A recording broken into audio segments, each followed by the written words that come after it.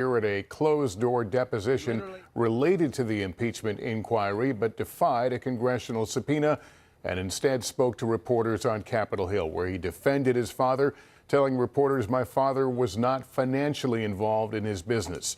We want to go to NBC's Ryan Nobles on Capitol Hill. Ryan, to repeat, this is a vote to open an inquiry into the possibility of achievement. Did Republicans have to have any evidence to reach this point? Only in the fact, Lester, that they needed to convince their members to vote yes on a measure like this to move this process forward. It's important to keep in mind that this impeachment inquiry was actually already underway. It was launched by the former House Speaker Kevin McCarthy back in September, but he did so without this formal authorization from his fellow members of the House of Representatives. And that did lead to some level of difficulty for the three House committees that are investigating the current president and his family, and that includes the House Judiciary Committee, the House Ways and Means Committee, and the House Oversight Committee. They have been in the process of subpoenaing documents, compelling witnesses to testify, and collecting information as a part of this investigation. And they've run into some trouble with some of their targets who have suggested that they do not need to comply because the full House had yet to formalize the impeachment inquiry like they did tonight. Now, the chief target among the many witnesses that the House committees are asking to come forward and speak is the president's son, Hunter Biden. And he was scheduled to testify today in a closed-door deposition. Hunter Biden went back and forth with the committee for several weeks, suggesting that he would testify, but only in a public setting. Well, the House Oversight Committee had said that in order for their investigation to work the way they wanted it to, that they first wanted to depose Hunter Biden in a closed-door setting where they could ask him a lengthy amount of questions in a setting that couldn't turn into a circus atmosphere like these public hearings often do.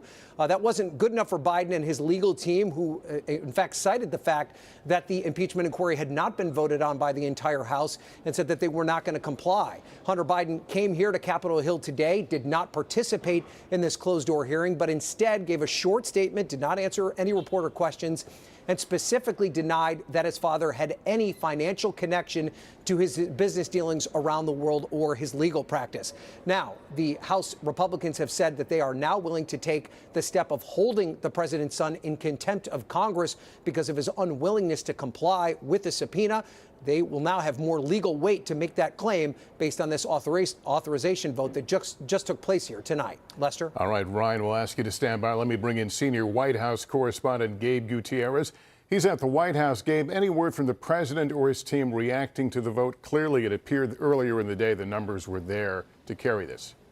Lester, good evening. The White House is referring to this as a baseless political stunt and arguing that Republicans should be focused on other priorities, such as passing aid to Ukraine and Israel. They continue to say that these are baseless allegations. Now, earlier today, the White House press secretary Karine Jean-Pierre was asked whether the president had the opportunity to see his son Hunter's remarks outside of the Capitol. She wouldn't get much into that, but she did say that the president was familiar with what his son planned to say, but she would not say much more than that, only reiterating that the president and the first lady were proud of their son for continuing to rebuild his life. Lester.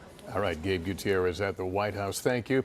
That concludes this NBC News special report. Much more ahead on our streaming network, NBC News Now, online at NBCnews.com. And tonight, I'll see you with more on Nightly News. I'm Lester Holt. Thank you for watching, everyone. Good evening.